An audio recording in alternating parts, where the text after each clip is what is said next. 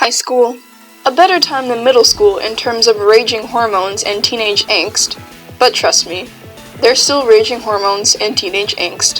Hello everyone, I'm Solarsaber, and today I'm going to talk about different types of furries you'll meet in high school. I'm a high school senior, and only have a few months until I graduate from this prison, so I'd say I'm qualified to talk about this topic. And yes, I have, unfortunately, met every single furry on this list during my high school years. Well, let's get right into it. The Bubble Buster. Yes, the furry that has no boundaries regarding personal space. This furry will run up to you in the middle of the hallway and yell hi for no reason. In your face. For no reason. The things they say or do don't even have to be furry related. They just don't know how to back off. I personally have had this type of furry come up to me and nuzzle their cheek against my arm. That was probably because I accidentally let them know I was also a furry. You may ask, but Venus, how do you know this person is a furry and not just someone who doesn't respect personal boundaries? Well, viewer, these furries make it known that they are furries. While they're all over you, they'll probably say some crap like, "Notices your bulge, ooh?" I hate myself. Personal space invaders are furries you just don't want to be around. They become suffocating very quickly. Next is the role player. The role player can overlap into the personal space invader at times, but they usually don't. These furries think that other people want to be in on their furry games when literally no one wants to. They just can't take a hint.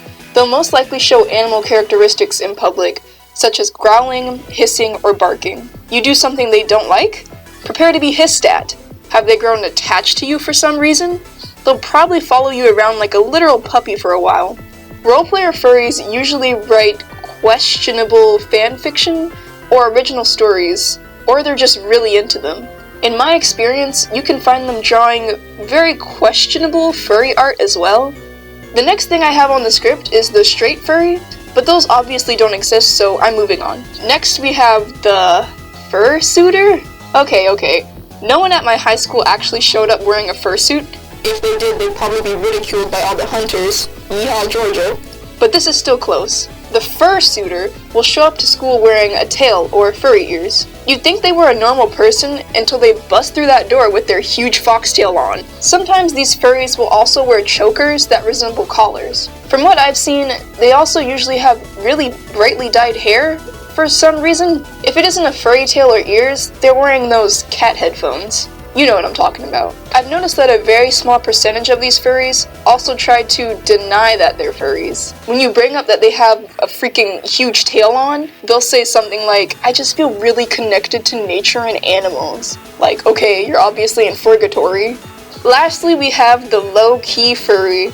Low-key furries are personally the best to me because trying to figure out if they're a furry or not can be a really funny experience. These furries seem like average people. There could be one in your class and you wouldn't know. They might bring up situations that make you go, are they a furry? But you can't prove it. You walk into class, "Oh hey Joe, what did you do for Halloween?" "Oh, I made a sick looking werewolf costume and went out partying." "A werewolf costume?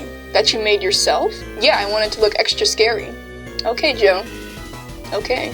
These experiences happen only occasionally with a low-key furry, which makes it really hard to figure out if they're an actual furry. I consider myself a low-key furry because, at least in real life, only my closest friends know I am one, and I might drop hints that I'm a furry if the topic ever comes up in conversation. The hints are so vague, however, that it would still be hard to guess. Also, if you see someone drawing an animal-like character, and they go, "Nothing," then put away their sketchbook when you ask what they're drawing, something I've had to do a few times, they are 100% a low-key furry. Hopefully you have, or had, a better experience in high school regarding furries than I did. Have you met any of these furries in high school, or even in public before? Tell me about it in the comments. And as always, shine bright!